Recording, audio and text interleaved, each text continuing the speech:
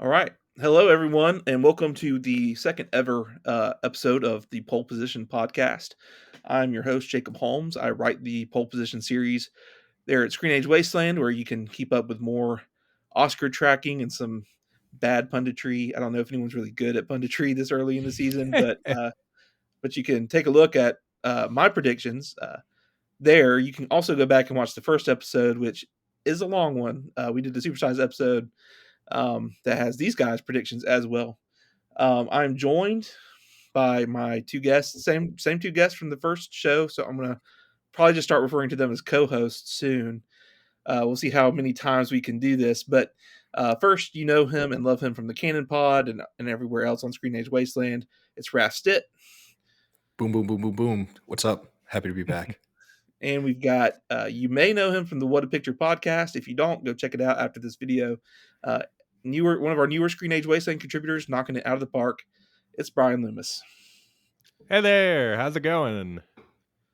Awesome. So glad to have you guys back. And I'm serious about the co-host thing. If we keep doing this, we have not set aside whether this is going to be a super recurring series or not. Pole Position right now, even the written series, we're kind of in the doldrums of Oscar season, and I came out of the gate from last year with a lot of fervor. Like, I'm going to keep this really active. And then between regular life and just not a whole lot going on in the Oscar race, I kind of let it slip. I recorded two great conversations with Bob Cram and Val about. I talked to Bob about Frankenstein, of course. I talked to Val about Wicked for Good.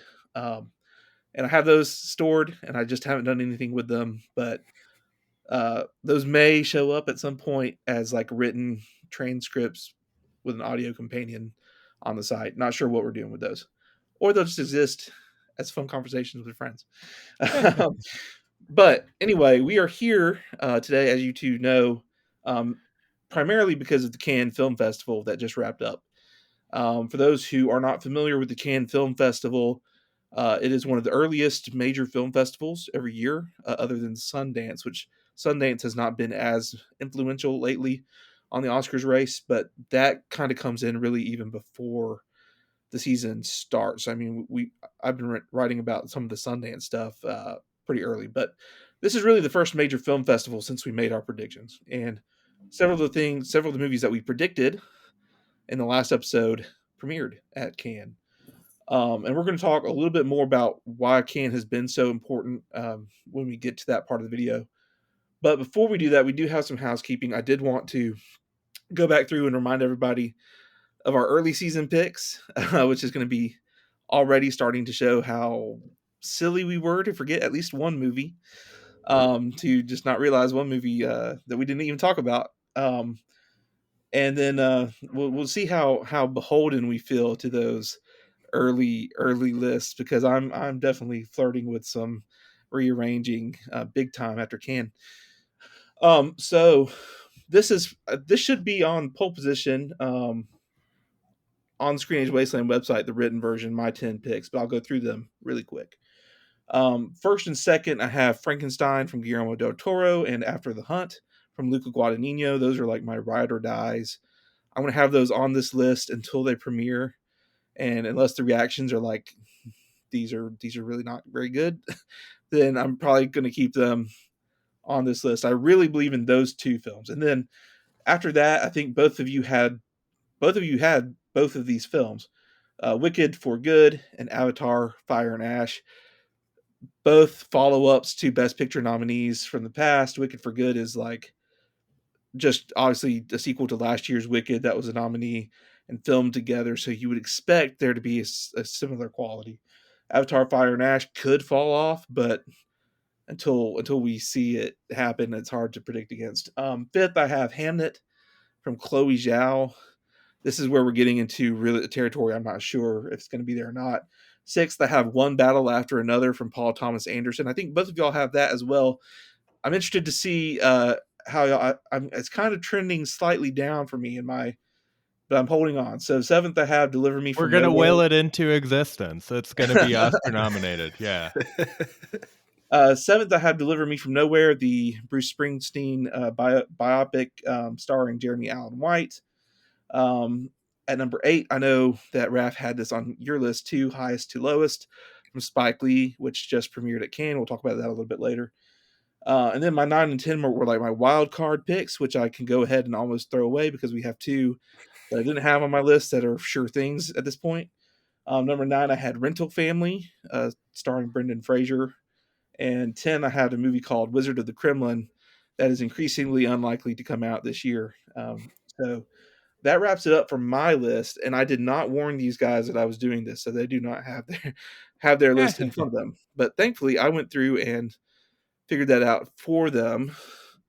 Let me I don't pull know it if I want to up. hear my list, to be quite frank.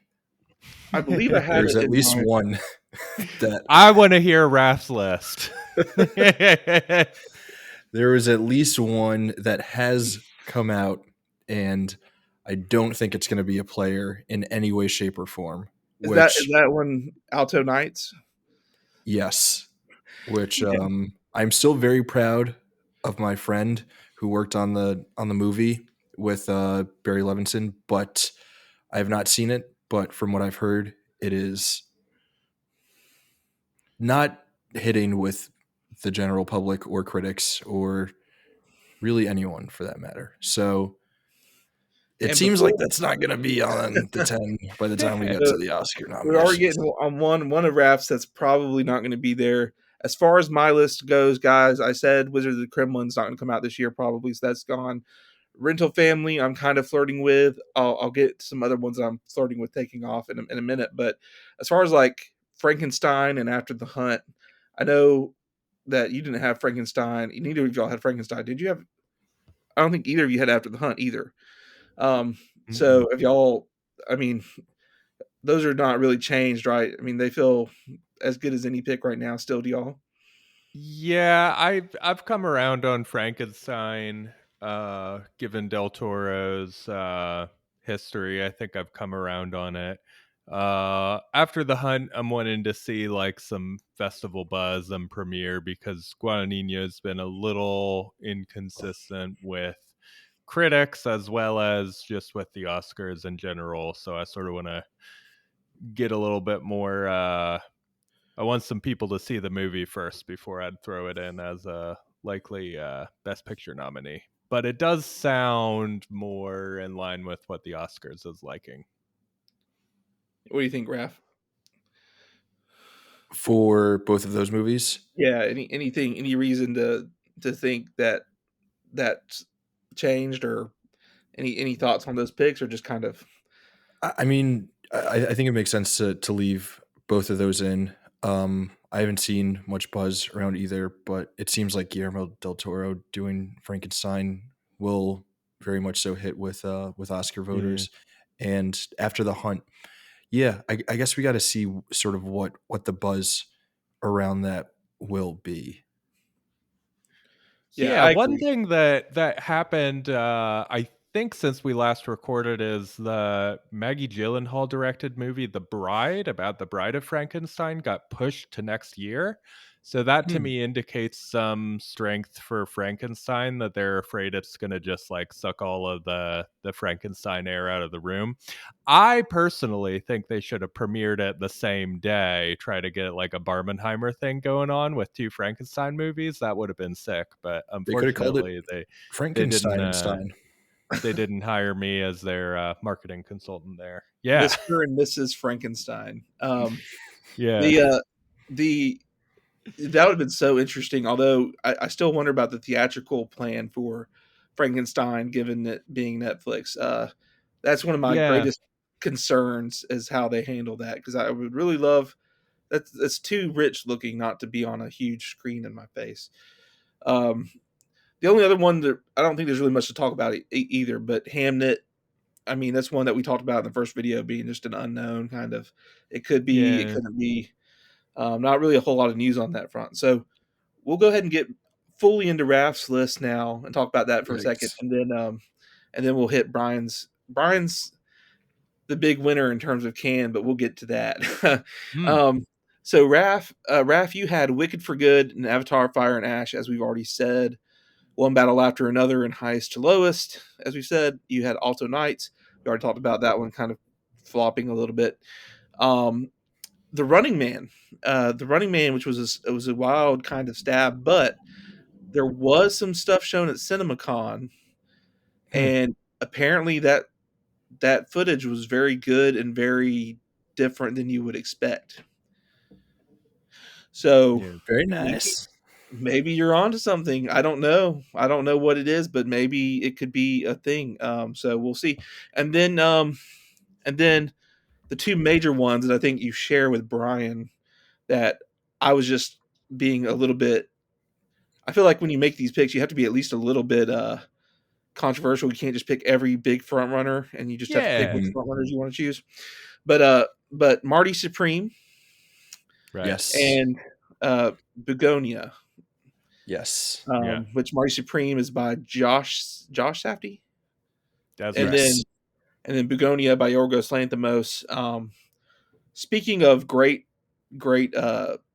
movies to debut together, um, they're both A24, so none of this would make any sense to do it together. But I mean, Marty Supreme and the Smashing Machine sounds like a cool band name, and it also happens to be the Safdie brothers coming out. They're coming out pretty close together. I think they both come out in November or December. I know Marty Supreme comes out in December. Yeah. Yeah, that'd be Both. fun. I mean, you could get like two sports movies going. People would go see a double feature. That would be neat. I think a lot of nerds, well, not nerds. I would lump myself into that classification. A lot of us within the film community are excited to see which Safdie brother really has the juice, and I It's am Josh. No doubt I'm it's putting all my money Josh. on Josh. Yeah. Yeah. Benny Right? doesn't have the acting juice, so I'm just assuming he doesn't have the directing juice either. That's my Did assumption. Benny did Benny but Benny did the curse, right? Yeah, he was sort of involved in that. He He was acted sort in of it and I think was a little bit involved on the creative side along with like Yeah, uh I'm not Nathan sure his Fielder and some exact other people. level of involvement, but we've talked a little bit about these movies. Marty Supreme, A24. A24's had a good track record of getting at least one nominee in the field. This could be it. And then Begonia, we've talked a lot about. Yorgos Lanthimos is kind of the hit or miss darling of the Oscars, and trying to figure out if this is where which one this is going to be. It's going to be interesting. I don't think we have a lot of news on that front on either of those movies, but I do have something when we get to the can section of this video. I think that will circle back around to Marty Supreme. Um, and then speaking of Cannes, you had actually three Cannes films on your list. We already mentioned very Highest to nice. Lowest, but then you had uh, Nouvelle Vague, right? The Richard Yes. Linklater Yeah. film, and the disappearance of Joseph Mengele. Yes. Um, so those are something that we'll talk a little bit about in the Cannes section.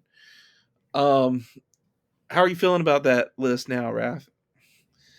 So actually, a little bit better than I thought I was going to feel about it. We'll obviously talk about the Cannes movies a little bit later, but in terms of the others, obviously there's still not a lot out there, in terms of news or buzz about any of those movies, but they all still feel like they will be pretty solidly within the race, within the hunt.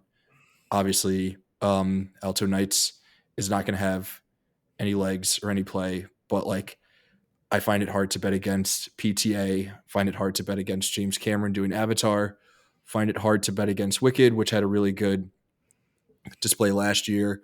And I feel very strongly, like Brian, about Josh being the Safdie brother that has all the juice. So I also think that Timothée Chalamet is very much so a rising star and someone who we can start to bank on picking good projects and projects that will both have like commercial appeal, uh, critic buzz, and being awards contenders. So I think you factor in those three things and like feeling good about Marty Supreme as well. So overall, I am I'm not super disappointed in my 10.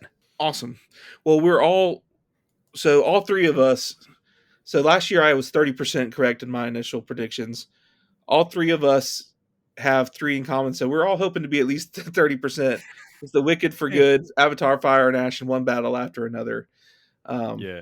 and then I have one in common with each of you. So hopefully y'all each at least have 40% and I have 50%.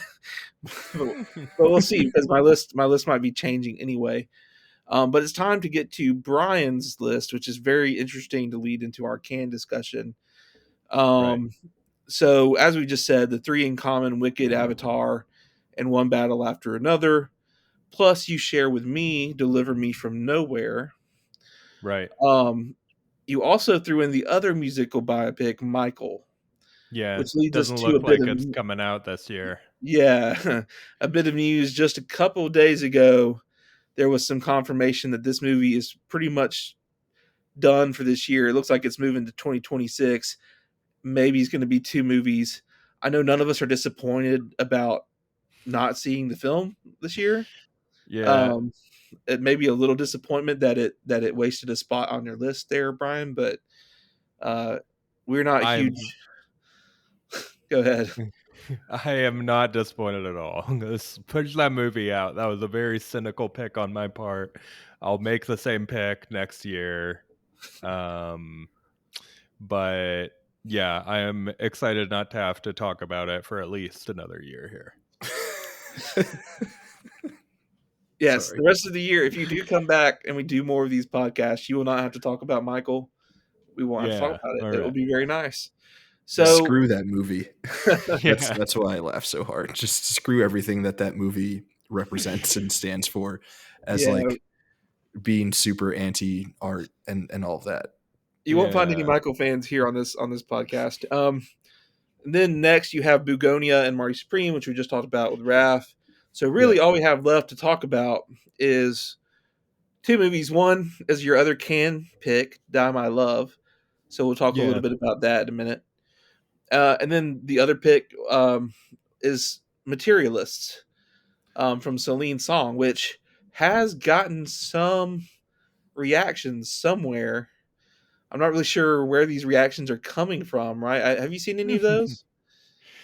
Yeah, I think it's just like advanced critic screenings sort of thing. Some people are starting to see this movie. I mean, it's out in less than a month. So starting to trickle in. Yeah, from that. So It's kind of odd. It's kind of an odd rollout because normally, obviously, you have like a huge flood in of all the critics are seeing this, and here's the advanced reactions, and then you get the like actual official review drop at some point really close to the movie. And here we are, like a month out, and there's not like a clear like premiere or something that I've seen. It's just been yeah. like, but I've seen people talk about it a little bit, and um, it seems like it's apparently pretty fun. Are you gleaning anything from the early reactions at all, Brian, on whether this is going to be able to be a player come Oscar race? Yeah, given sort of the press tour, the trailer and stuff, it feels like it's probably not going to be a player here. And given some of the other movies that have popped up, it's starting to feel a little crowded. So this is one for me that's probably going to get pushed out, but I am really excited to see it. So, and I think it'll be good. But in terms of Oscars chances, probably stock down a little bit. Even though it's gotten some really positive reviews, it just seems like sort of the kind of thing that the Oscars won't go for. Yeah, that's kind of what I've been seeing is like relatively positive reviews for like maybe like a rom com, like a really Mhm. good rom com, but not necessarily like this is going to be an Oscar type of movie. Um, but that was not the end of your list. I was just looking at it Mhm. because it was at the bottom. The one I skipped intentionally because we're going to talk about it in just a minute with um, one other little segment before we get into can. But your big pick, sentimental value, Yeah. which I'm sure you're feeling really really good about, and we can talk all about that in a minute. Yeah. So before we get there, there is another major news just in terms of a movie that it's not in the best picture category, but Wildwood, the movie from Leica, was Right. we kind of were thinking maybe a front runner in the best animation race. It has been moved to 2026. And when we get to Cannes, there's another big blow to the animation race potentially. So that's something that we will need to talk about. Now, before we jump into Can, there's one other thing, one other movie that none of us predicted in our lists. None of us even talked about it in the first showing. Brian just told us before the taping that he has still not seen it. So and obviously other people that are listening may not have seen it. So we're going to be tread lightly as far as spoilers. But yeah, there's a little movie that came out a couple of weeks ago that's taken the uh, film world by storm, and that is Ryan Coogler's Sinners. I've heard of it. And it is truly feels like one of the movies that has almost claimed a spot. I wouldn't go quite that far, but it feels like the first unexpected contender to be like, I'm going to be in that list of 10 when it comes time. So, um, Mhm. real quick, I saw the movie. I saw the movie twice. I went back and saw the movie in IMAX, a little bit better sound. It helped a lot. Appreciated it more on the second viewing. I really love the movie. I think there's a scene in there that everyone's been talking about that is like a masterpiece scene in particular that we're going to be talking about all year, and that's going to help really launch the movie. I did find there's still a couple of flaws hanging on for me with the movie, and actually it's funny because it's two different movies from the 2023 Oscar race that I had separate flaws with, and I find both of them kind of in Sinners for me. So one, kind of like Barbie, I feel like Sinners took on a few too many themes and didn't quite, and through that couldn't quite deliver a more emphatic punch on like a main theme. Although I think Sinners did that better than Barbie. And then like Killers of the Flower Moon, I think Sinners struggled at times to balance the weight between like these three major characters. With Killers of the Flower Moon, that would be, of course, Robert De Niro, Leonardo DiCaprio, and um, Lily Lily Gladstone. Gladstone. Her name just dropped out of my mind for a second. Um, and in here, it would actually be two Michael B. Jordans, the Smoke and Stack twins, and the new guy Miles Catone, I think is his name. So I didn't quite think they quite found the balance between the twins as a protagonist and Miles as a protagonist. Is kind of more an ensemble deal. I think it kind of did it still better than Killers in a way, but I would have liked to have seen a little bit more. I don't know. It just didn't quite perfectly work for me, but I still enjoyed it a lot. I think it deserves to be in that Best Picture 10 at the end of the year. Not sight unseen on all these other movies, and I think Mhm. it will get a few other nominations. Absolutely, Raf, what did you think from seeing it? Yeah, man, just kind of hurt my heart a little bit hearing you say that you have issues with my I two know. favorite movies from 2023 I and what is know. so far my favorite movie from 2025. Like anyone saying that they have issues with Killers of the Flower Moon always it hurts me so much because I think that that movie is like as incredible as anything that we've seen in the last like 15 to 25 years. I also love Barbie. I really, really, really, really loved Sinners. Shameless plug. I wrote a review for Sinners on Screenage Wasteland. Check it out. If you've seen Sinners, let me know how I'm wrong about everything that I write about in said review. But for me, like, I think Sinners will certainly be one of my favorite movies of this year. I don't know how much it has in terms of Oscars legs. I sort of see it as like what Challengers was for me last year, a movie that came out in like March or April, a movie that I really, really, really dug. Challengers, I think, ended up being like my top movie of 2024 for whatever that means, and got no love at the Oscars, despite being as Yeah. good, as impressive as anything else that was released last year. So I think the same might end up being true of Sinners this year, where I think it'll end up being as good as anything that we see, but I don't know that it will end up being something that Mm. Oscar voters are like, yes, we should recognize this. It also suffers from being a genre flick. We know that the Oh, Oscars yeah. are less likely to recognize vampire movies. Like what's the last vampire movie that was nominated for Best Picture? Hard to see the Academy sort of getting over that. and I think we lost Yeah. Jacob. That's all right. We don't need him. So, I think Sinners is probably in the it's sort of in the Dune 2 slot for me. Of I think it probably does end up getting nominated despite being a pretty early release, because it's something that was like rave reviews, did overachiever at the box office, and really passionate fan base that's gonna still sort of carry it on.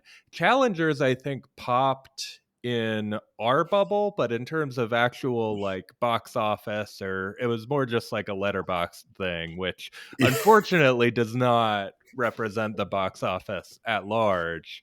Sometimes I I forget loved, that not yeah, everyone is living in the same world that you and I are living in. I know, crazy. But I think Sinners has done enough at the box office that it's like, okay, this is like what everyone in the industry is gonna point to Sinners as, like, this is what we want for movies, this is what movies can be. So we want to sort of award and recognize it.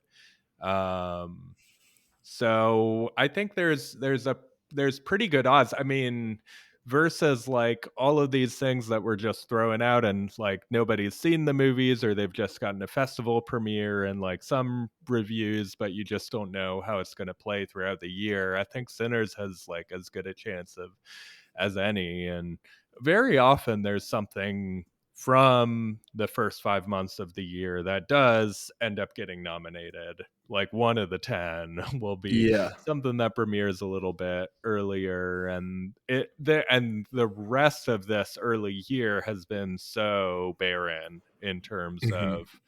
of things that could contend, that I think Sinners probably has like that slot right now. And that to me is really exciting because, there's a lot of talk about the Academy Awards not really representing like the movies that people are actually going to see. And so if you do end up with Sinners, One Battle After Another, Avatar, and Wicked all in the Best Picture race, then that's like a really strong crop of movies that a lot of people have seen. So yeah, that's my feeling, sight unseen, for not having seen the movie yet. But I'm so pumped. I rewatched Fruitvale Station. Gonna rewatch Creed as well to prep for it, and yeah, very excited to see it. Yeah, man. I think you're gonna dig it. It's great. And I do like the Dune shout. I go back. I've been going back and forth on whether I think it will take the Challengers route or the Dune route, Mhm. and it has, like you said, the Dune like box office numbers, but I think it might end up being a little too niche and like end up more so Yeah, going Challengers route or you're right like about the since Nope it's a or something. Yeah, since it's a genre thing, it might end up sort of losing out on that point. So yeah. Well, I missed some of that, but I'm back. Can you hear me? Okay. Yeah, Um, we're just chatting Sinners, Oscars chances for the most yeah, part. I heard most of that, I think. I was not gone very long. We had a big clap of thunder that, caused a power outage, and then, I was connected to the home Wi-Fi, so lost that. Um, I'm connected to a personal hotspot now. The power's back on, but, hopefully Mm. if we lose power again, I'll stay connected to a hotspot. Yeah, I caught some of that conversation though, and like Raf, the genre factor of the movie is what I think could limit it to some degree, even though it takes a whole hour before it even launches into the kind of creature feature, whatever going on, horror stuff. Um, it's still, when it leans into the genre stuff, it leans fairly hard into it, and I that could be a situation where it causes a problem. I think picture is its best chance in the above the line categories, though. I think obviously Ryan Coogler could get in the director five, but that's five, limited to 5 and not 10. So I think that's just that much more competitive. Mhm. And it is, since it being a genre film in a sense, I could see them kind of leaving him out a little bit, kind of like how they snubbed Villeneuve. Whichever way you go, Mhm. whether Challengers route or Dune route, director wouldn't be there. Yeah. It Now would be score, in Would it be in best original screenplay? Because there's a lot of adaptations this year as there It are every year, so I could Yeah, it's see it getting original. in yeah, I think original. it's an Yeah. original, and I in awards expert, I have it in my original screenplay. Awards expert is an app that was created by the Oscar expert and his brother. If you're familiar with Oscar punditry at all, they're Yeah. they're great, great guys. So they created that app where you can do all the awards predictions. So I moved it over there, and then I think now we said this about challengers, but I think the score really has a really good shot. I mean, I think it's going to be hard to exclude this, especially if Wicked can't be in it, which is Mhm. Mm. unclear. But with it being Ludwig Göransson and his last two scores winning, much less being nominated, I mean, I think this has a very good, decent shot at winning the score. There are some other scores out there to look forward to, though, that could change that. And just the fact that this movie is so heavily involved in music, I think that the score is just so it's just inseparable, and it's so different than what he's done. I mean, just the blues style that he just so easily slipped into, that I think people are going to give that a lot of consideration. Um, and then I don't think any acting nominations. I don't think Michael B. Jordan can get nominated for Smoke or Stack. I honestly still had a little bit of trouble telling them apart at times. Just for I mean, I could always tell who was who, but I forgot who if that was Smoke or Stack. I couldn't remember who was which one, but um, and I don't think Miles Catan is as good as he is. I could see him winning a Screen Age Wasteland Breakthrough Actor, or at least being nominated in that. Never too early to start thinking about Screen Age Wasteland awards, but not at the Oscars. I don't think so.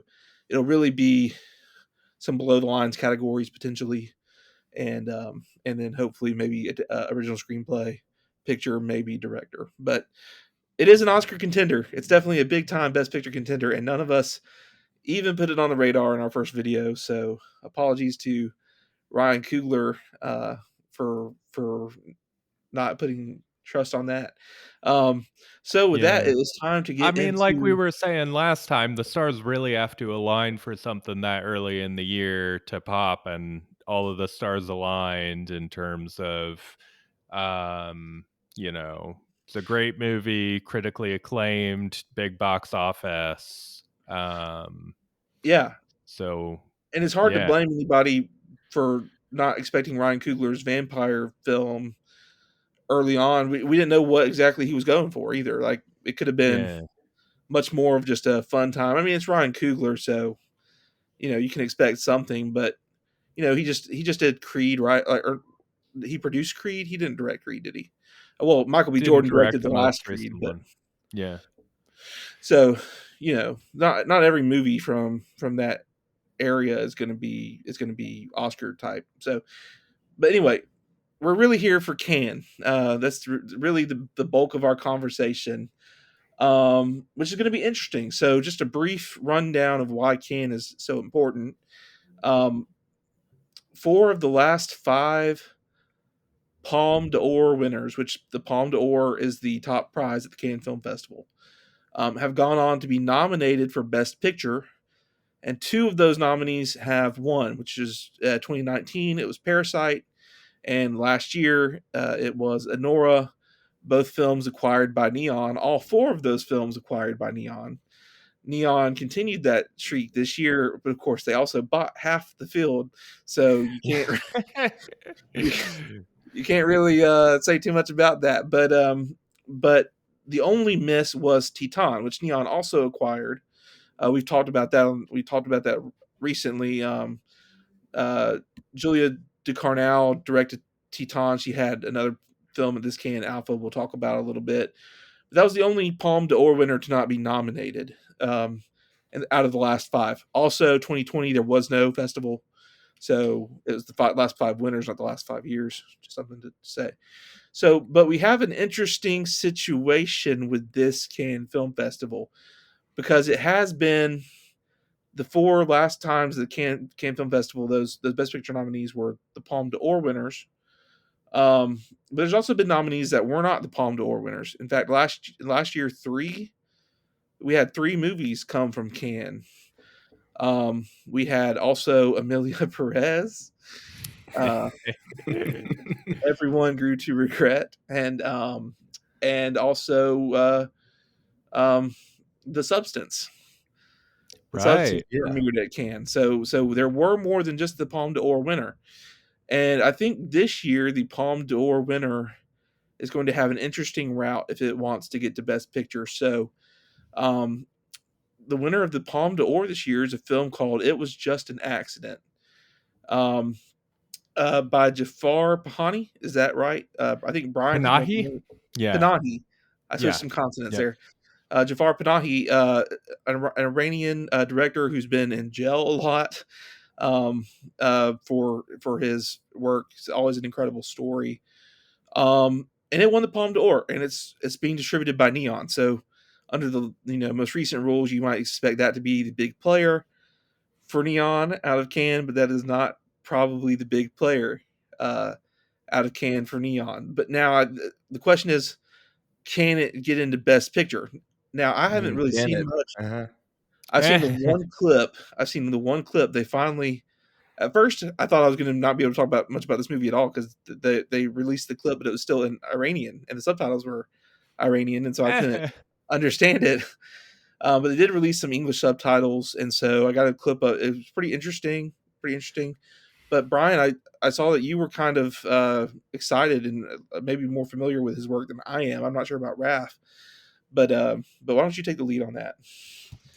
Yeah, sure. So Panahi is a really interesting director. He got his start sort of um, uh, on some Abbas Kiarostami films. Kiarostami was the first ever Iranian winner for the Palme d'Or with Taste of Cherry back in the 90s.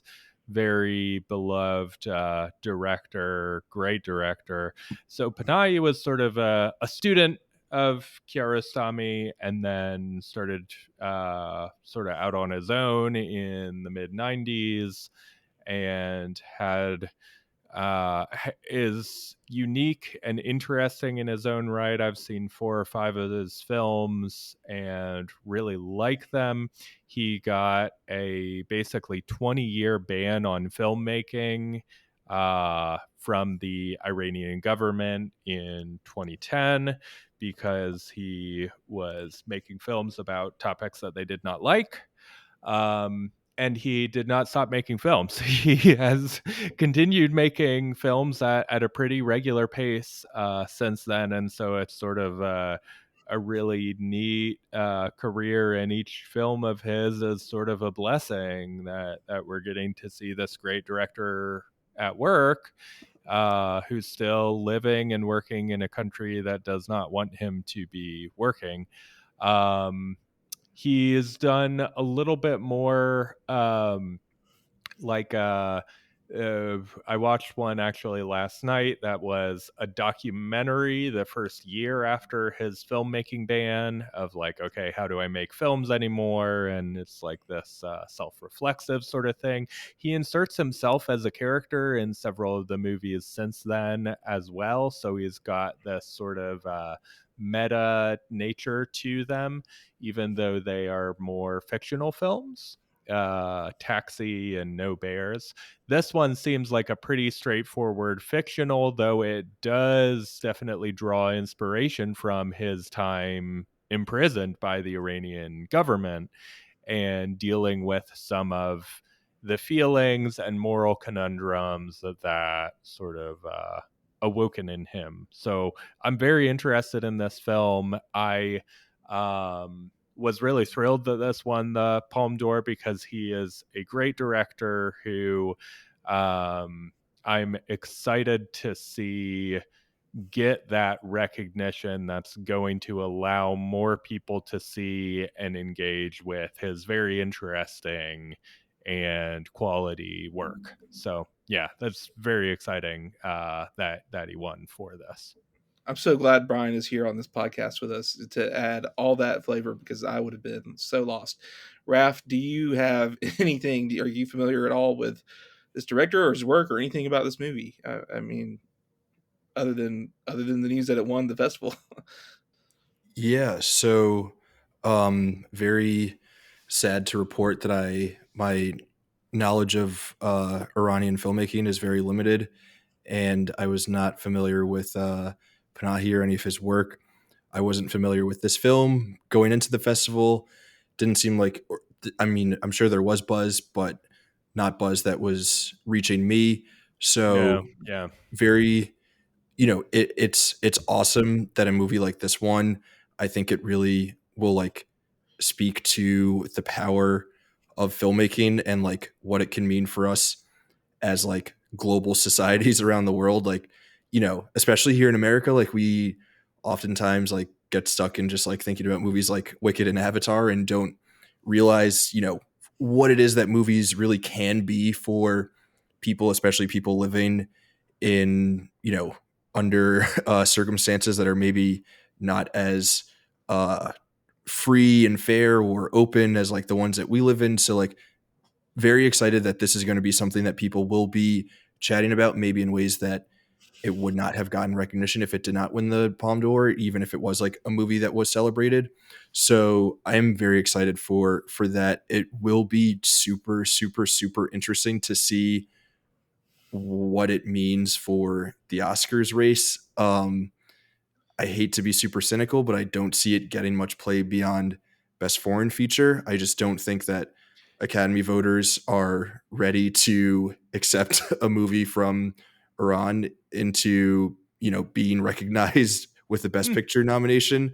Um, Hopefully I'm proven wrong and the movie hits with all audiences, and people at the Academy are like, hey, we can recognize this just as much as we're willing and open to recognizing a movie like The Substance as being something worthy of a Best Picture nomination. So I think that that's going to be really interesting to see sort of how it plays out across award season, if it has legs, especially with everything that we've seen, like you were saying, with the last five Palme d'Or winners, like really, really, really having like a lot of weight within American film culture and award mhm, season races.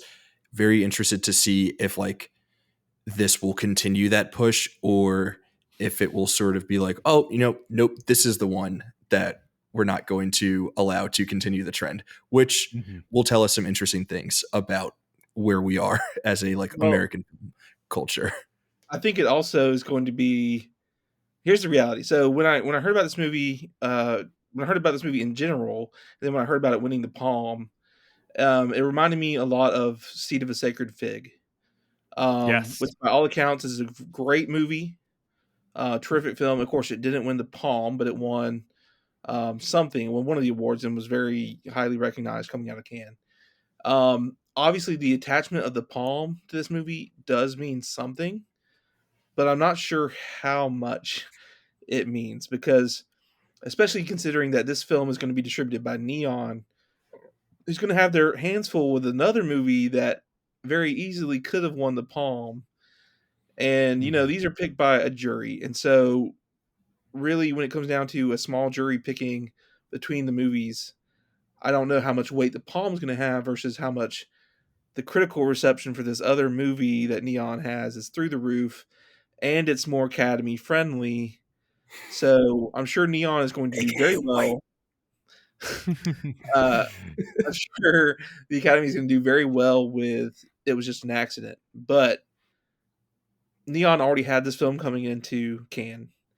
And mhm, it feels like just the passion behind it already coming into the festival. This is going to their pony is going to be sentimental value. It yes. Was Just an Accident will be at best their second, and Neon has never had two Best Picture nominees. Not that that really means anything, because this could always be the first year that they have to, and part of that is on what quality of films are in Neon's stable that year, and these are two very high quality films coming out of Cannes. And I don't know what it takes to necessarily get those into Best Picture, but it does feel like these smaller studios like A24 have had difficulty doing that. Now A24 did have to, with the Zone of Interest and Past Lives both getting in 2023, but it feels like a little bit tough. A24 botched Sing Sing last year and couldn't handle it. So Yeah. I just wonder how Neon will be able to have to go forward with these films. And they also have something else that we're going to talk about in a second. But for the moment, Yep. we need to turn the spotlight to Sentimental Value, which by all accounts um, beat any expectations that people could have had for it. Yep. Everything people were hoping for from Joachim Trier, from his fans, from Worst Person in the World.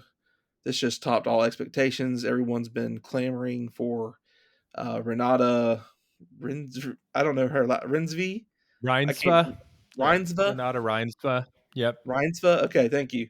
People have been clamoring for her to get attention for a long time now. Elle Fanning apparently has a really good, potentially supporting actress turn.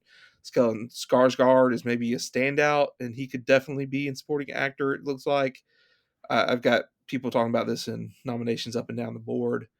Um, I think people have talked about Panahi maybe in director, but I think Trier definitely has the inside track Yeah. in director, just in terms of just that passion that people have been trying to push him in that race for a while. And so I don't know, Brian, again, first dibs on this one because you were the Yep. only one of us to actually predict that in your den. So yeah, in terms of the trade-off of the two, I think you guys are spot on where, if you look at the history, Panahi has been a critically acclaimed director for oh, 3 decades now, and has never gotten an international film nomination. Now, part of that is complicated because Iran is not going to submit his films. The country has to submit your films for Best International Feature. That could get really complicated with this one as well, because the Oscars just implemented this new rule that if you are sort of like a refugee filmmaker, then it can still sort of count as the country submitting it, even if the country doesn't officially submit it. It's also a co-production with Luxembourg and France, so it's possible that one of them could submit it. So it Well, seems complicated, but it did you feels like prepare some stuff on the? Yeah. if it feels like if it doesn't get in under the refugee rule and if it doesn't get submitted by France, it feels like Luxembourg surely will submit this as like Luxembourg's got nothing going on. Yeah. Please, right. Yeah. Luxembourg, for once, You gotta do do the it. right thing. For once. Yeah, so you've got that aspect of it, but I think this feels it feels like this is his breakthrough that can get him in that category, but predicting like a best picture, best director, these other categories, we just haven't seen that from his movies yet. But you could say the same to some degree about like Triangle of Sadness was not like the strongest movie. It didn't get like rave reviews coming out and was sort of on the bubble but then it did end up with the Best Picture nominee. So you never know with these Palme d'Or winners what you're gonna get. Sentimental Value, on the other hand, was um pretty buzzed going in, got rave reviews, and Trier's last film, Worst Person in the World, both got an international feature nomination and a screenplay nomination, which is pretty rare. So he's already sort of broken through to Oscars voters in a way that makes me feel more confident about this movie's chances in picture, probably screenplay, might get some acting nominations, and certainly international. So I think this is a heavyweight contender at this point, you'd say. Raph, what were your It's reactions to hearing about it? Yeah. it's a safe bet, right? It checks all the boxes. I think we have, like Brian saying, a director who has been um, recognized by the Academy in the past. It's it has like probably what are going to be more flashy and recognizable acting performances, which we know that a lot of Oscars buzz is based off of acting performances, despite maybe what the three of us and others within film communities might think about what acting means for the actual like significance and effectiveness of a movie. So it seems like it's checking a lot of the right boxes. It is a movie that I am extremely, extremely interested in seeing. It's also a movie about filmmaking. Again, something that we know that the Academy loves. It's Right. Yeah. yeah. So it seems like it really has a lot going for it. It just didn't win the Palme d'Or, which like doesn't mean that it can't still be on the track that it's going to be on. It seems like it has really everything working for it to end up being a major, major, major player once it comes to Oscar season.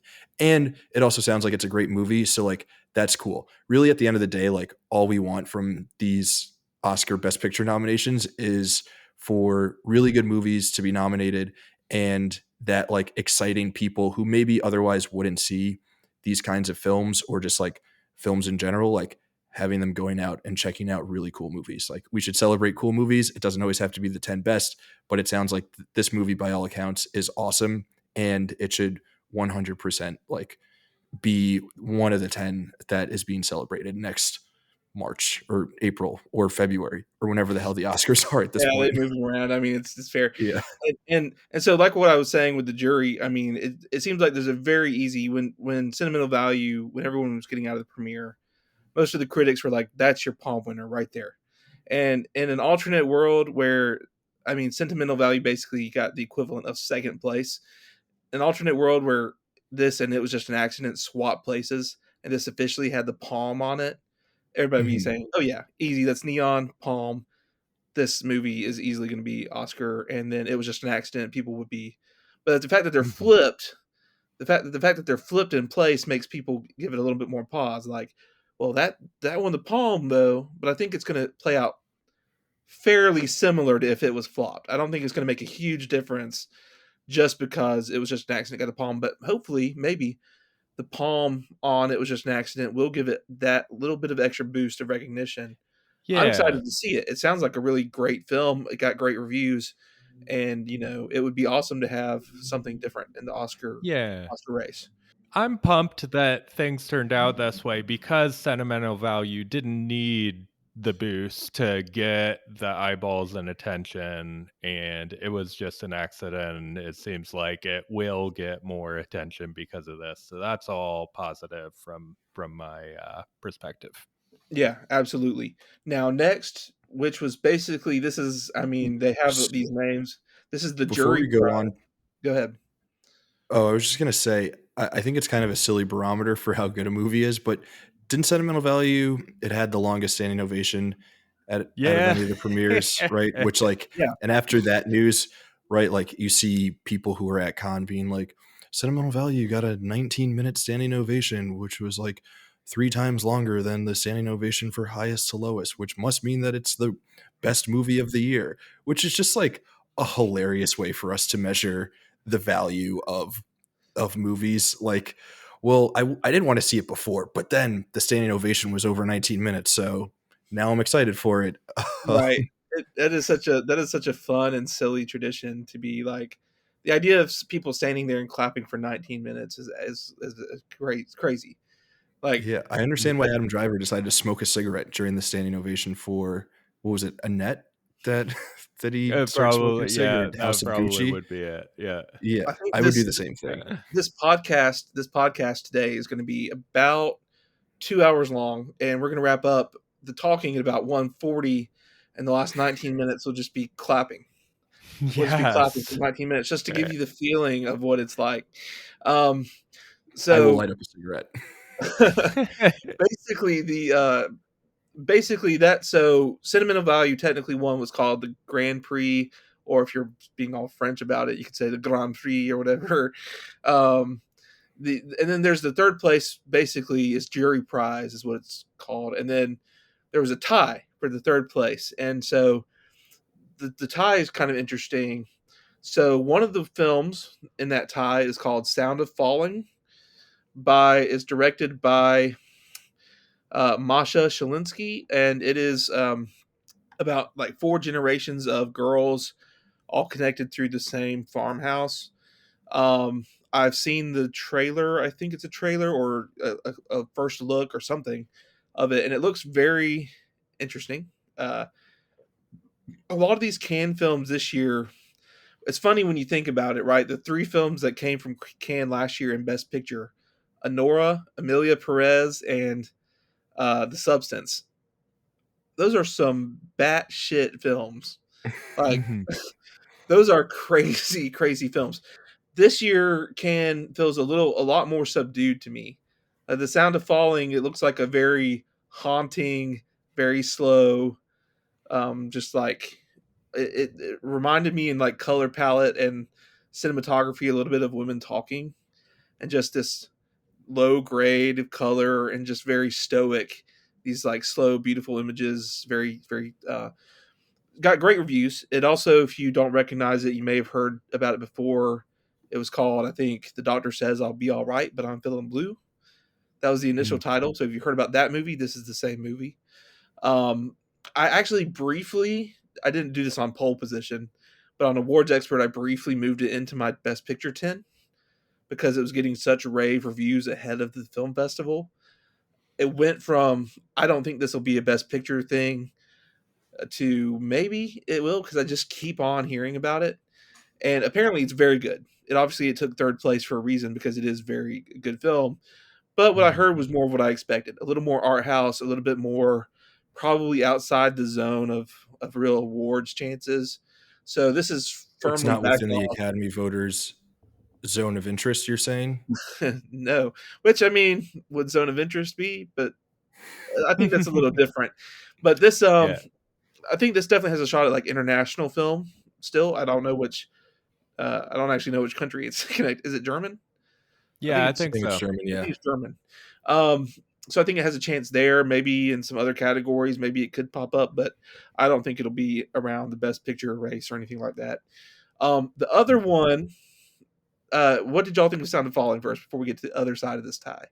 Any other thoughts about Sound This of Falling? was Yeah, I don't think it has tons of awards traction for the Oscars, but this was one that I was not super familiar with going into the festival that now is like firmly like I'm pretty excited about it given the buzz and the people who were buzzing about it. So I'm really excited. Probably not gonna uh, make a huge traction here in the States, but for people like me, wheels all the way up.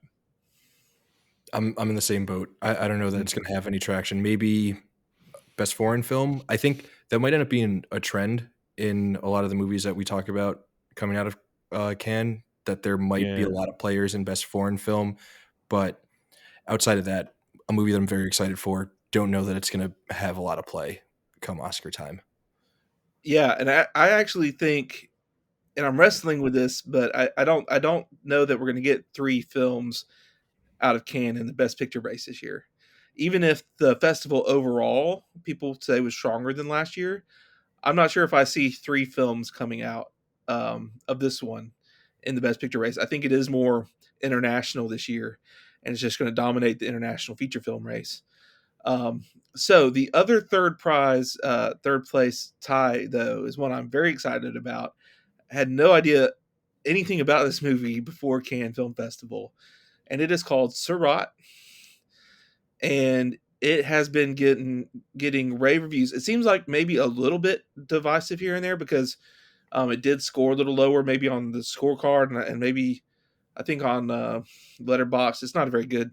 Letterbox is not a super great indicator when you just got people that saw it can, but um, a lot of people apparently had it like second for their palm. I mean, there's a lot of big love for this movie from the people who actually love it, and it's crazy. It's one of the few movies that stands out as being kind of more gonzo than the rest. So it's a father and a son looking for their daughter slash sister in the Moroccan desert, and they're going out to these like, I don't know, punk EDM type concerts in the desert, these raves in the desert. Um, and there's a trailer out there for it that you can see, and apparently it is just gripping thrill ride, just disorienting kind of psychological thriller. I think if any, I don't think this will happen because I don't think it's as accessible as the substance in terms of like the substance is English and has like recognizable actors and stuff, but it feels like it has more energy of the substance than any other movie coming out of this film festival in terms of just this wild ride of just propulsive energy. So what have y'all seen about Surratt? What did y'all think about that? I think sort of similar to Sound of Falling, a movie that sounds awesome, sounds like something that I'm very excited to check out when it's hitting theaters here in the US, but I just don't know that it will be a player come Oscar time, which is fine. Totally fine. Uh but that's the fun of these festivals is we get buzz about a lot of these movies and we can sort of categorize them into movies that we're excited about and might have Oscar buzz and movies that we're excited about that probably won't, but we should still be excited for them. But Yeah. that's kind of where I'm at with Surratt. Yeah, this is a little like less my thing. I'll probably check it out just because I'm intrigued and it sounds unique and interesting. But yeah, I don't think it really has a like substance like path to the Oscars, just simply because it is a foreign language film, and I don't think it'll be the sort of statewide sensation that The Substance was, that sort of opens up a pathway for something that's more like bizarre and unique to end up. Like The Substance is a very strange movie to get a Best Picture nomination, that got a Best Picture nomination because it had such a passionate fan base and really was like a sensation throughout the year. So unless Surratt can hit that, I don't see it following a similar path. Yeah, I think, one of the interesting things that isn't really thought about as much with last year's Can, which did get the three nominees in. So Honora, just straightforward American movie that just happened to be Yep. at Cannes, which is so Hmm. internationally flavored. And then The Substance, which is from a French director, but also, I mean, it takes place in LA with American actors. It's also very American. The only non-American movie that still weirdly felt more American than it maybe should have was Amelia Perez, which was Yeah, because you've got American movie stars still in it. Yeah, you Yeah. got right, Selena American movie Gomez and Zoe stars in a Saldana. in a Yeah. French made movie about Mexico. um, so it's very different, which Sentimental Value has American, at least American adjacent. Elle Fanning is American, and I don't know that Stellan Skarsgård is American, but he's in a lot of People American know his films. name, yeah, Yeah, Yeah, he's people been in know. a lot of Hollywood films. We know Less him. yeah, less so Yeah. Renata Reinsve. I don't think the American public knows her very well. Film buffs do, but not the American public. But they're about to be yeah, introduced to her in a big way on an yeah, Oscar yep. level. I don't know how many casual audiences are going to see Sentimental Value, um, but so that's one of those things that this can does feel to me like it has less of that. It just has less of these big American actors in these films that popped off, and so I don't know that Cannes going to be as influential at the Oscars this year. But Sentimental Value will be. And the question is whether these other foreign films can get in there, like Anatomy of a Fall or Triangle of Yeah. Sadness. Would those films be in there as a second from the Cannes Film Festival instead of the Palme d'Or winner? I don't know. That's a good Think if question. we're talking outside international feature, it'd be tough to make a case for a whole lot of the foreign language films in anything but international feature besides the big two of Sentimental Value and It Was Just an Accident. I think those are like your ones that are gonna have the international slots in other categories. Absolutely. And so, with that in mind, we're only going to talk about one more briefly, pretty quick. That was more of an award winner at Cannes. We have some other Cannes movies to talk about that aren't. Some of them might have done better than others, and and we have some of Mhm. those in our predictions. So, but real quick, the other one that won for best director and best actor. Best actor was for Wagner Moura. Brazilian film called The Secret Agent. We know how Brazil is Mm. about their films. After I'm Still Here last year, and they're going to go hard for The Secret Agent, I am sure. I don't see it going anywhere outside of Best International Film, but you pretty much bet your Yeah. ass Brazil will have this as their film, and it will probably make it in the five. So, um, Yeah. I'd say third most likely out of Cannes to get a Best International Feature nomination for this one. Yeah. yeah, I mean, I think it's in the cards. So, um, just a lot of the international films are going to be in that spot. There's not going to be a whole lot of room left, maybe. So, would you? There's one other before Go we ahead. move on from international films. There's one other, and I forgot to write the name down, but it's getting a lot of really good buzz. A film out of Nigeria that sounds like it could also be a player in best international feature. Something along the lines of like something my father. I'm forgetting the name, but Yeah. it was popping up constantly in things that I was seeing about like movies that people were really excited about seeing at Cannes. So I think that I've could got it be. right here. It's My Father's Shadow. Yeah. Yes, yeah. Sounds really cool. Sounds like it could be a player in international. Although I guess does international have to be foreign language? I don't know if it's an English language film from Nigeria or what. All of the rules there get super murky. There's another movie that I think we're going to talk about that in a similar fashion like I'm confused as to whether or not it falls into this category, but just wanted to give a shout out to that film because it sounds cool. I think the rule is it has to be at least 50% non-English, maybe. Um, and then also, of course, then the country that the country has to pick it. So, Right. sometimes France can be particularly squirrely with that and not picking their best film. Um, The French. This definitely happened many times. Yeah. This they prove Infamous. time and time again why they are considered amongst the silliest people in the globe or on the globe. Yeah. so is Sentimental Value what is it? What Norwegian, I let's say would it believe. be a Norwegian film? Yeah. Yep. Is it Norwegian language as well, or I think is it in so. I English? think there is Norwegian in it. I There think we a go. lot there's both, I'm sure, A but little of both, but maybe enough to be an international. Yeah. Because Stellan, he's not Norwegian, right? He's Swedish. uh I think he's a Swede. Maybe he's a Swede who speaks Norwegian.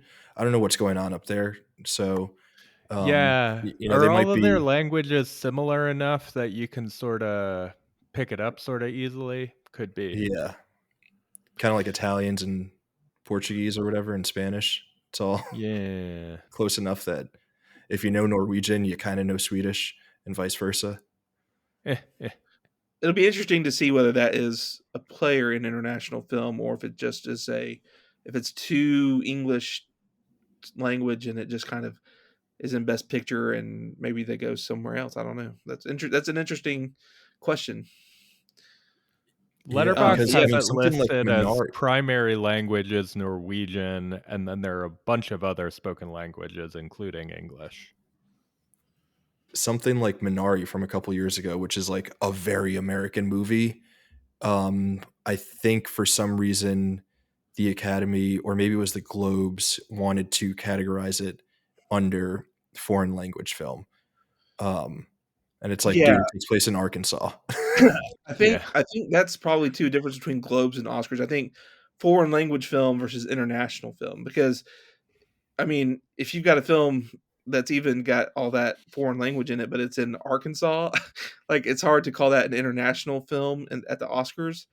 Mhm. versus a film that is that is in another country that happens to be kind of on the line with English. I mean, so but we'll see. We'll have to parse out what those rules are. So, but I want to talk a little bit about especially two movies first that we have on our lists for Best Picture Yep. that are really interesting. So, Brian, you had Die My Love. How are you Mhm. feeling about the reactions to that film out of the festival? Yeah. So, given sort of Oscars expectations going in, I think you'd say stock slightly down for Best Picture and then stock through the roof for Jennifer Lawrence, Best Actress. She's getting a lot of buzz for her performance, even more so than the movie in general is getting. I think the movie is still, I'm still excited for it. I think it's going to be good. But seems to be maybe a little bit more difficult or opaque than the Academy will respond to typically. But we'll see. Yeah, we'll see when it comes out and what response it gets. I mean, Mubi bought this for a haul. They put a lot of money into this movie, and so they're going to be promoting it. And they I think that's like their Oscar player this year. They've decided they also made tons of acquisitions. I think they're really trying to break into this awards race after the success of The Substance. And so I think they're going to be running this movie pretty hard in I do all think categories. I do Yeah. think you're right about that, and that's where, in as terms of the best picture race, it's its best. The best thing it has going for it is, even though Mubi also bought like four other films at Cannes, basically all the films at Cannes were either Mubi or Neon by the end of the day. Um, Right. but this feels like the film that they would market for um, awards because it is. I mean, Robert Pattinson, Jennifer Lawrence. That's got the Oscars play. Most, I think, Mubi's also probably fairly happy, just like Neon to an extent, of picking up this category of these highbrow international films. It's because they know their base. Um, Right. but I think Die My Love is their play, and maybe they don't worry too much about Best Picture. Maybe they really focus on trying to get that Best Actress win that they might feel was stolen from them last year. Right. So we'll see. But yeah, I think Mubi picking it up is a big indicator of Mubi. That's going to be Mubi's move probably. So what do you think, Raf? What were you thinking about Die My Love reactions? Yeah, one, very excited to see it. Sounds like it's awesome. I wonder if the Jennifer Lawrence buzz will be enough to pull it up from just being a Best Actress nomination to also being a Best Picture nomination, because like we were saying before, Academy is very acting performance heavy as opposed to just like what we think about movies as a whole. So a lot of times we've seen movies that are driven by good standout performances, sort of then like elevating those movies into best picture categories, where we are then losing out on some other movies that might be better as a whole but don't have as flashy of performances at the center. So I do think it'll be interesting to sort of watch out for that and see if, again, someone like Jennifer Lawrence, who like we know that the Academy loves, she's an amazing actress. She's won, right? Did she win for? Best supporting. Yeah, She for won Best Supporting. the Philadelphia movie. What was that called? Silver Linings Playbook. Silver Linings Playbook. That's the one. Yep. Nice. Not my favorite movie, but she's great. So I think it'll be interesting to see if she elevates it to that status. I do also think what you guys are talking about with Mubi is really, really interesting. Like they got a taste of it last year. Like they got a hit Yeah. of that Oscars buzz, and it seems like now they're just like they're itching to get back, which is really Yeah. cool. Like they want to be a player. They want to be a player the same way that Neon has become a player, in the ways that we've seen Netflix really, really, really strive to be a player. And it seems like maybe Netflix is starting to just like let go of that dream of ever having a Best Picture winner. Although they made the push last year with Amelia Perez. obviously they picked the wrong movie. Um, Apple TV also seems like they kinda wanna be a player, right? Like, they had Killers of the Flower Moon, the Ridley Scott Napoleon movie, which didn't really work out. Now they've got a Spike Lee vehicle. So it is interesting to see like these different distribution houses or whatever it is that we want to call them, like streaming services. Movie is technically a streaming service, and seeing them get into this game too, I think that'll be really interesting. And then like seeing where they then take that, not only 2025, 2026, but like 4 or 5 years down the line, like what it means for movie as a whole. Mhm. And I will say, I think Netflix is very much not out of that game yet. I think in some ways they have an embarrassment of riches this year, with some of their. I mean, first they have Guillermo del Toro's Frankenstein, which is potentially a huge player, but then also they have a lot of backups. They have, I think, Ballad of a Small Player, which is the new movie from Edward Berger, and they've got they picked up Train Dreams out of Sundance, which a lot of people think is the best chance at Best Picture out of that festival. Mhm. So they got their hands in the Jay fire. But Kelly too, the Bomback. Jay Yeah. Kelly, the Bomback. So they've got a lot of irons in the fire. So they might not be out of it yet, but they definitely didn't have, I don't think, anything at Cannes. The Mhm. which brings us to another interesting point. A24 did not try that hard at Cannes. They didn't seem to pick up anything that they didn't already have, but they had two movies. We can talk about Eddington if we'd like, but I'm, I'm really trying to talk about I'll um, pass on that. Yeah. the movie that the one we really need to get to first is the one that Raf and I both have on our top 10, which is Spike Lee's Highest to Lowest. I think, Raf, I don't know how you're feeling. I know what I kind of came in like, man, it's getting pretty good reviews. Initially in the Slack channel, I was like, I'm kind of happy with what I'm seeing coming out of the Highest to Lowest premiere. Since then, it's been a little bit rocky, ASAP Rocky.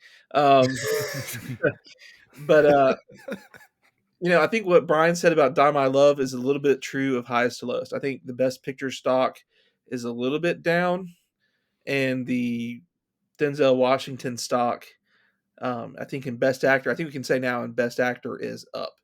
I think he is the lead as far as I can tell. It's still a Mhm. little hard to tell, but I think he's the lead, and his performance is getting a ton of praise. Like, he's having a ton of fun. He already missed out on a great performance for Gladiator 2 last year, apparently. I still haven't seen that movie, but apparently. So maybe Oscar voters sneak him into the five, just because he's doing apparently great work again this year, as Denzel tends to do. Um, what do you think about the reactions, Raf, coming out of Highest to Lowest? Are you hanging on? Are you still trying to keep it in your top 10? Do you have hope? Yeah, I think I'm still gonna keep it in my top 10, just because I'm really stubborn and the mixed reviews, I think, I will just chalk that up to, people just not getting it, and they're watching too many movies, and not everyone has a clear head when they're seeing and reviewing these things. I mean, everyone had buzz about Amelia Perez last year, and then the rest of the world saw it, and everyone was like, "What were you guys smoking at Cannes?" So there is always a little bit of that. Um, and yeah, I have a lot of faith in Denzel and Spike Lee, and when they get together, making really cool things. I think again, like someone like Denzel can elevate a movie from just being like a performance based nomination to also being a Best Picture nomination. Plus, like Spike Lee is directing, and he doesn't have the best track record with the Academy, but like gets nominated enough. He's like a big enough name, marquee name, that they might still show him some love, especially if he's directing Denzel in what is a great performance. So I I'm still, pretty hopeful. And even if it doesn't get an Oscar nomination, I don't care. This is like one or two on my most anticipated movies of the year. So I'm happy that Spike Lee is home, because while he was over there in France, the Knicks were losing a bunch of games. He came back and they won again. And really, that's the most important thing. I think even some of the reviews that didn't vibe with it as much, they say that at times it's just great. It's like there's Mhm. times where it's peak Spike Lee, and sometimes Mhm. maybe it gets in its own way. I even saw someone suggest that they could cut it more. That not that they're going to, but they were saying Mhm. if they cut it a little bit more, it could be even greater. But Yeah, I saw similar, like, feedback about The Five Bloods, which I thought was really good, which I get, like, it's not if it's if it's more The Five Bloods and less, like, conventional, like something like Black Klansman, then, yeah, I could see it maybe slipping out of the Oscar Yeah. race, but, I And the don't know, sense that I'm getting is that it's a little bit more like genre. So maybe a little bit more in like the inside man track of things. I mean, that's sort of what the source material is, just like a really great genre thriller. And it's gonna have some interesting commentary, but I don't know that it's going to be like the confrontational side of Spike Lee that does tend to drum up a little bit more awards buzz. It might be just more like great genre thriller that everyone sort of enjoys, crowd pleaser type of thing, but gets passed over for awards, is sort of my impression. But I love Spike in that like genre uh track of Inside Man is great, and he does good work, and I'm just, happy that it seems like he's broken his streak of terrible adaptations of former works, which makes sense with the movies he was adapting before, versus this one is a little bit more like, you can adapt Kurosawa movies and it's been done before, and they've got a good bones to them and a formula that you can follow and put a unique spin on, where like Ganja and Hess and Old Boy are two of the most like singular non-adaptable movies that you could possibly try to adapt. So I'm excited for this. I think it's going to be good. I don't think it's getting in the Oscars, but could.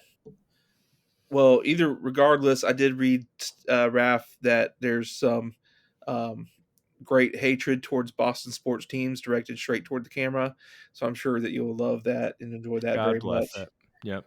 For what it's worth, not that it's worth very much, but Die My Love and Highest to Lowest both have a 76 on Metacritic, which I think is a good score.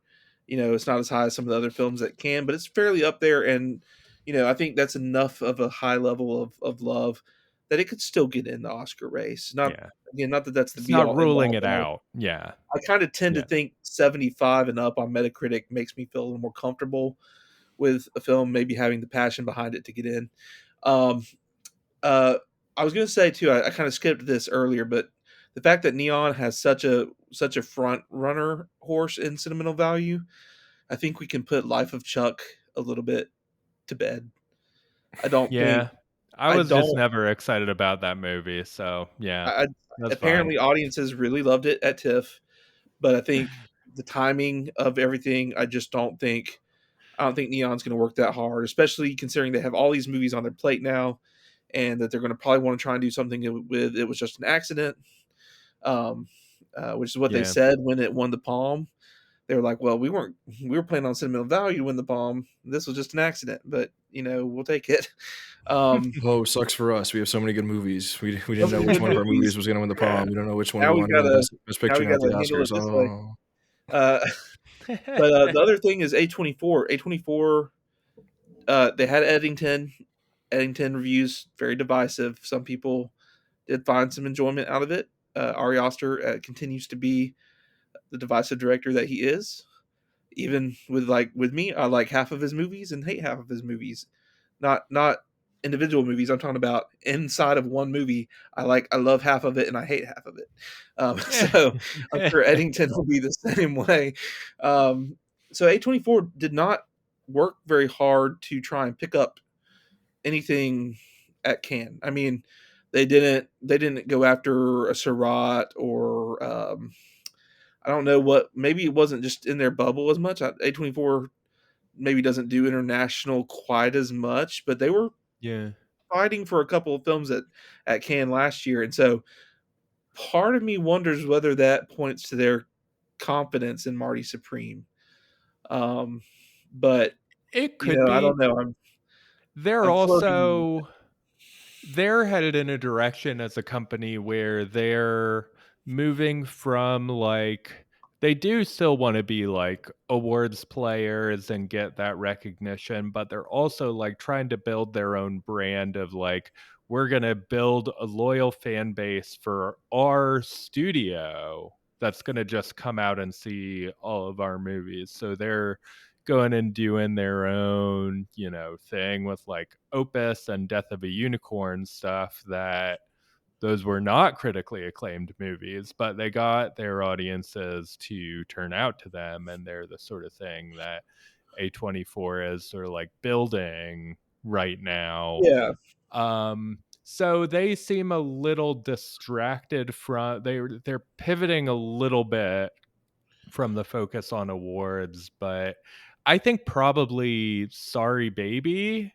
could be their awards, the one that they pushed this year because it got great reviews out of Sundance, and it's coming out in a month here and maybe 2 months, and apparently really good. So they could have that, but yeah, it seems like they'd be fine with like not getting a best picture nominee because they're sort of doing their own thing now. yeah, and in some ways too, A24. I think Neon has been a little more internationally inclined in general. Anyway, I think A24 has more been. It's hard to nail them down, but a lot of times they've been more like just kind of weird indie, whatever that is. I mean, they'll. Yeah. It doesn't matter what it is. They're not really. They don't necessarily trend towards international. So I think and they this was kind a of very stumbled backwards into becoming like an awards player, right? Like it seemed like early on they were really focused about just being like a studio that was pushing and funding these like cool, weird indie projects. And then some of them really popped off and then they were like forced into becoming like more of a like awards focused distributor, and it's like not really their bag at all, and then made some like weird decisions with like campaigns and certain things. Obviously some A24 movies have performed like really well at the Oscars, right? They won one for Everything Everywhere All at Once. uh but and then like in recent years, like you talked about them botching Sing Sing last year, and it's like they botched like Uncut Gems a couple of years ago. It seems like there's just like not a real focus in terms of like understanding how to play the awards game. And maybe now they're just going back to like, whatever, let's just like fund like weird movies that we think are cool and like continue to build a brand of like guys in Bushwick who love tote bags. I think A24 is perfectly. I think they're perfectly happy just like continuing to make weird films that if they work, they work. I mean, they don't seem to have had too much misgivings over like Beau is Afraid not hitting like Everything Everywhere. They said, okay, oh well, Mhm. we're gonna keep making those weird because Beau is Afraid has its lovers. Now you got to make money, so they A24 has to find ways to make money. They don't have that level of passion for it, but anyway, back to Can a little bit. I think so. I know Raph still has two that we haven't talked about. Hmm. Um, uh, so Nouvelle Vague, or if you were just to say it in the American, would be New Wave, right? Mhm. It's Richard Linklater's film about the making of Breathless and just that kind of time in the French film industry. What do you think about the reactions to that, Raph? They were fairly good, at least out of the gate. Yeah. So again, I will start with I'm very excited to see this movie, which is first and foremost like the most important thing. But it sounds like there is a lot of good buzz around it. I picked it because it's a movie about the film industry, which we know that the Oscars love. It's an established director in Richard Linklater who has gotten some nominations in the past. So we know that there's like a proven track record there. I, it sounds like by all accounts, like people are really digging this movie. This was the one that I wanted to ask about best international or foreign language film. Like it is like technically a French production, but it's an American filmmaker. So I'm sure that there are also some American production companies behind it, but it is entirely in French. Like it's his first non-English language film, which is kind of interesting. But I do think that like all of that put together, it does make it a really interesting sort of movie that might pop off. I don't know that it will pop off with like general audiences. Like, I don't know how many people are like, I need to see a movie about the birth of French New Wave cinema. But for like movie fans, it's definitely something that people are going to be interested in. I think the Academy will like it because even though it's not about Hollywood filmmaking, it is still very much so about a very important moment in film history. What do you think, Brian? Yeah, I think the path to this becoming like a real serious awards contender was winning the Palme d'Or because, Breathless premiered at Cannes. And so if it was gonna make big waves, that sort of needed to, like, Cannes was the place to start building. And it, didn't pick up a whole lot of anything there, and so I'm a little doubtful, but I am excited to see it. Yeah, as someone who has not really dug into the French New Wave stuff, I really could not care much less about it yet because I mean, I have no connection to French New Wave movement, so I don't really, I'm interested to check it out, but it's one of those things that definitely a lot of people are going to feel like that's really pretentious, and maybe. Yeah, uh, I am interested. I think it would be eligible for international feature, because, Zone of Interest, directed by Jonathan Glazer. Now he's a UK filmmaker rather than more of a Hollywood guy. But if you make a movie that's set internationally, co-financed by another country, and entirely in a foreign language, then I think you can be eligible, yeah, I for think it international it feature. looks like So it when you Google French We'll see films. what France does. Yeah, I mean, it could be. yeah. So, and then you have your other one on your list was Disappearance of Joseph Mengele, which I saw a couple of not so great reviews, but then I saw some maybe decent reviews. So I'm not really sure.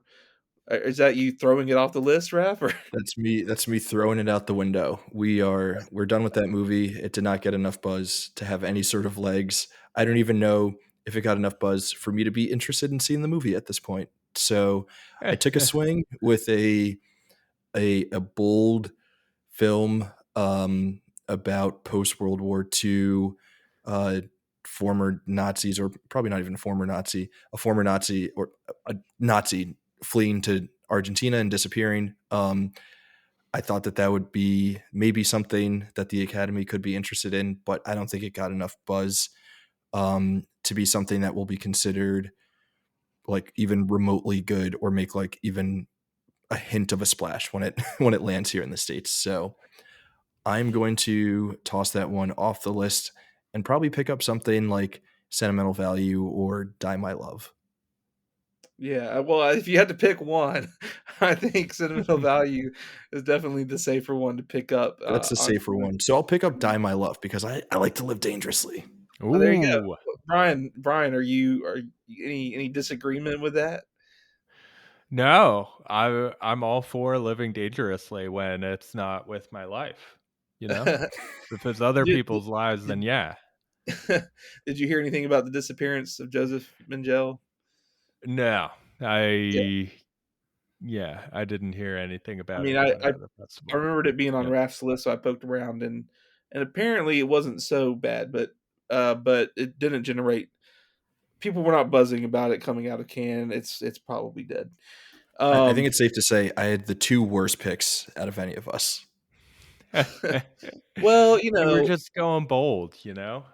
I mean, Taking both swings. both Brian and I have both been victims of a movie that's not gonna even premiere this year. So, Brian took a less of a chance with Michael. Michael was actually supposed to be this year, and he got hit hard. I just threw one on that I thought maybe, and who knows, maybe it could still get fast tracked. Maybe it could still blow up the race. It's May 26th, and I haven't heard any news that it's coming early, but The Wizard of the Kremlin is probably not coming. I would I'm say banking everybody. on Nouvelle Vague being the movie that surprises both of you guys. I'm All right. still when I saw positive reviews for that, I was like, I still have a chance. and that will be my ticket to taking the throne from Brian and Jacob. This is not Yeah. this is not necessarily going to be true, but it feels very much right now like Sinners and Sentimental Value will be in the Oscar 10. So I feel, Raph, like you and I have to make room for Sinners and Sentimental Value, but you don't have to do that. Now, I'm going to do that, which is easy because I have Wizard of the Kremlin to throw off the list. The question is, what else I throw off? Because highest to lowest, I feel it's so on the verge of me just being like, I don't think it's going to be an Oscar player. Rental Family, I still don't know a lot about, so that would be kind of an easy one to just kind of exit. But but it's tough. But I feel like Sinners and Sentimental Value will be in the 10. So Yeah, um, I might still pick Die My Love over Sinners. So I think I'm going to drop, obviously, Disappearance of Nazi Guy, and I'm also going to drop Alto Nights. And I think I'm going to pick up Die My Love and Sentimental Value. I'll take the safe pick, and I'll also try to live a little dangerously because I don't have a lot of faith in Sinners. There can only be one black movie that gets nominated for Best Picture, and I still think it's going to be I highest to no, I'm glad that lowest. you said that, Raph, because I did think when we were talking about highest to lowest, I thought about will the fact that Sinners is going to be in the Best Picture race. In my view, they're going to say Sinners is in, so do we really need the Spike Lee movie, genre Yeah, movie? Especially, screw it, dude. What if they do two? They do Coogler, they do Spike Lee, and they throw in It Was Just an Accident, and they just like they totally check us. And then the other PTA is like the only like traditional one. Then it's a bunch of like international people and women, female directed it's the five, movies that, the that are five getting in. And just like, directors, whoa, Von Trier, uh, Panahi, Spike Lee, Coogler, and Paul Thomas Anderson. Yeah, that would be something. That would be yeah. something. Imagine I we only have have out of the 10 movies, only one is directed by an American white dude. That would the thing. be Mm. The thing nuts. with Jennifer Lawrence in Best Actress, we're getting interesting already in Best Actress because I have full faith and confidence that Julia Roberts is a lock in this category, unless Julia Roberts just somehow cannot perform this character to the degree Mhm. that it is written on the page. um, and then you have Renata Reinsva is getting a lot of people putting her in there, and then you have Cynthia Erivo, who maybe they don't want to give her a second nomination, but you've got to contend with her in there. So you're getting tight already in the Best Actress race when you start talking about Jennifer Lawrence getting in there, and it's one of those things where who's going to be cut out, and that's already an interesting conversation, um, with so many movies still left in the field. Yeah, yeah, definitely. I think we'll see when those movies um come out what the buzz is for the actual performances, because you just never know, how much they're going to get to do. I think you can feel pretty confident that an Emma Stone movie directed by Yorgos Lanthimos is going to give her a lot to do at this point, given the track record. But we'll just see with the other ones what happens. But I could see Cynthia Erivo sort of falling off, them being like, okay, we recognized you already last time, crowded field this time, so now it's gonna sort of fall off. We But also have we'll to we'll think see what about happens. Yeah. we have to think about whether or not there's going to be a random biopic um, with someone who we have not thought of for the last couple of years, delivering what is maybe a really good performance in a otherwise mid movie. Thinking of Renee Zellweger a couple years ago and Jessica Chastain. No shade to either of them, two queens, but did anyone actually see the movies that they won their their I, nominations for? So I feel like there's always going to be one random biopic that that a best actress nomination gets thrown in for, and everyone is like, "What? Does is that did that movie actually come out this year?" So got to factor that in too. yeah, well, I think there's a lot of competition coming down the pike. So, like I said, Julia Roberts having read the script and knowing how much of a focus that is on her, not having to kind of guess what her role will be in that. It's pretty meaty and it's pretty challenging. Arivo, one of the things about her that it's so hard to move her out of the best actress race is I feel like part two is where she's going to get extra shine as opposed to Ariana Grande. I think the material is going to shift towards Arivo a bit, just where that's kind of going. And Mm. then you've got like Jesse Buckley still in Hamnet, a very emotional potential role. Obviously, we got to see all these movies to decide, but Yeah. it's always more exciting when there's more than five great performances. It That would makes be it really cool if all hard. performances were not just like shitty imitations in biopics. If it was like people doing actual acting, Yeah. Seems like it Yeah, might be this year. We'll see. that would be yeah. fun. Now Jesse Buckley's playing a real person, uh, Agnes Shakespeare, but I don't think that the character is necessarily. I'm not sure how specifically it's based on the real person versus There won't just be an end Yeah. credits where we do a side by side of like, hey, look at how much Rami Malek looks like Freddie Mercury. yeah, That's yeah. I Yeah. don't think good. that's the case. Um, yeah, well, that was a good discussion. I'm so glad that that Raf it was Raf that decided to get the band back together and do another video podcast of Pole Position, which I still have not come to grips with how often or when we're going to do this. But I always enjoy talking with you guys about the Oscars. So we'll see as things heat up. But I think we're about to have another pretty big pause until some of the later film festivals. We're in summer. I don't think Mission Impossible 8 or F1 or um, God. some of these movies coming out are going to. Now, I am going to write a pole position about the action movies and just see which action movies are the most likely to make awards this year. And they will get awards below the line, obviously. Things like Fantastic Four or Superman could get in the VFX categories. I fully expect F1 to get in some of those types of categories. It's kind of the Lock top for gun sound level. design. Yeah. Um, If and it's not, then it's a total failure. yeah. And then obviously One Battle After Another is an action movie at this point. I think the reviews. So that is the most likely we actually do have an action straightforward action movie in the ranking. So but Should Yeah. be that doesn't fun. come out this summer. I gotta say, um, this has been a ton of fun. Jacob, thank you again for for having us on and doing this. It's really, really cool. I am very hopeful that this is the start of our campaign for Screen Age Wasteland to send the three of us to Cannes next year. I think that needs to Ooh. happen. I think we need to push hard for that.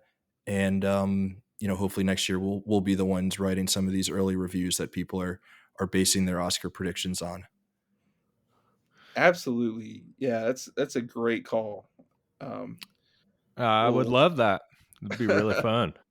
Duke, if you're listening, fuel up the private jet, Eh, fuel up the Screen Age Wasteland jet, and send your boys out to France. Apparently, TIFF is the easier one to get press passes to. So, well, we're doing so just good. saying.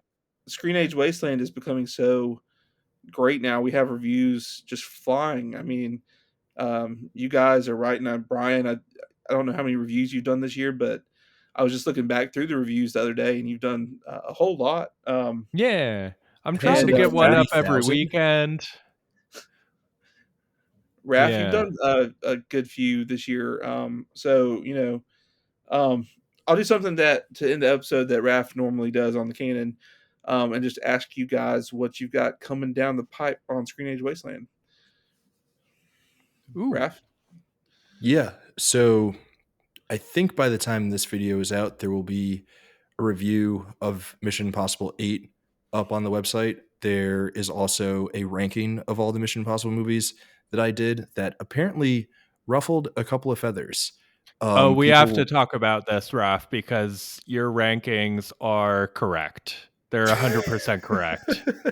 I'm Thank you. absolutely with you.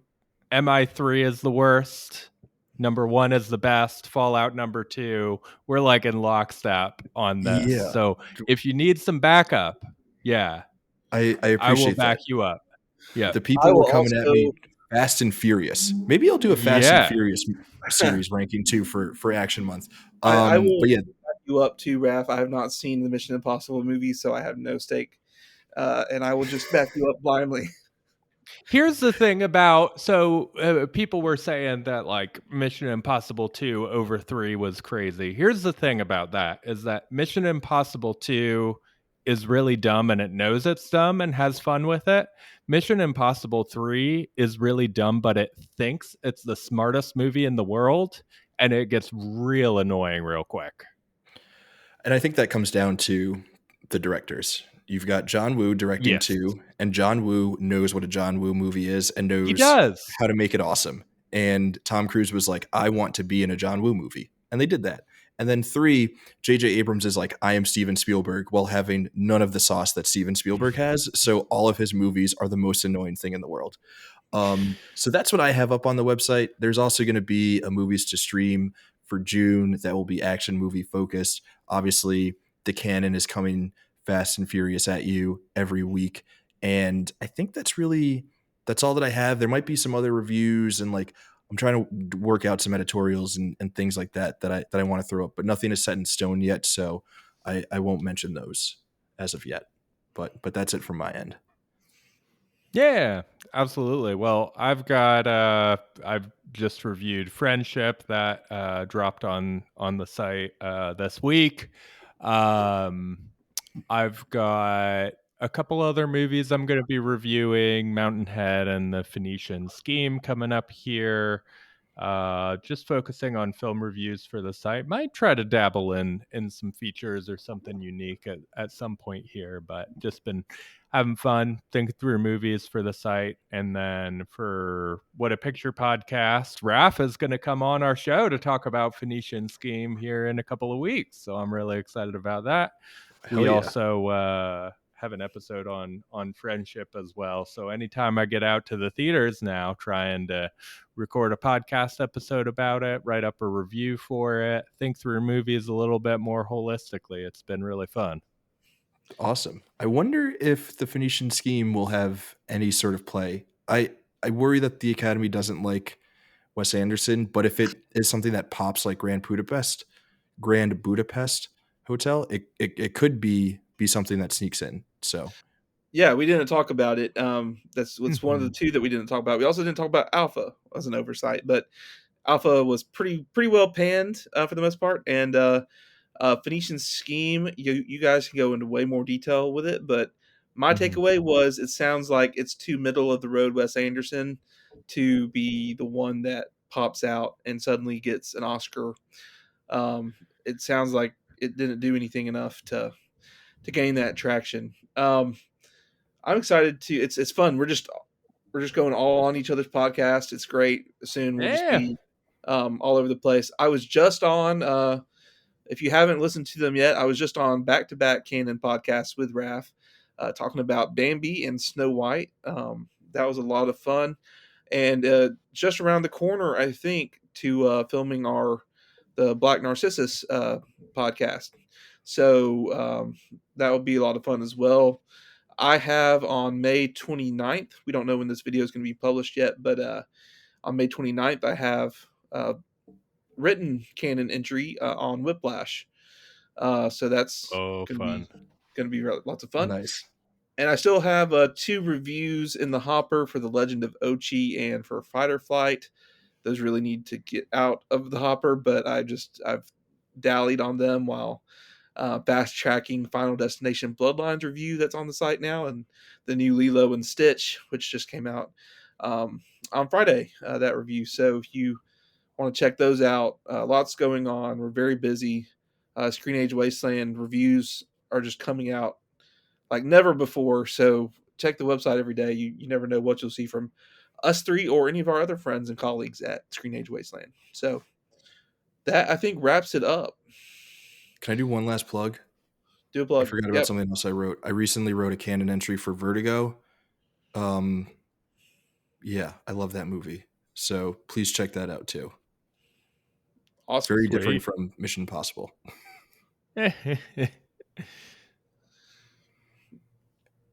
All right.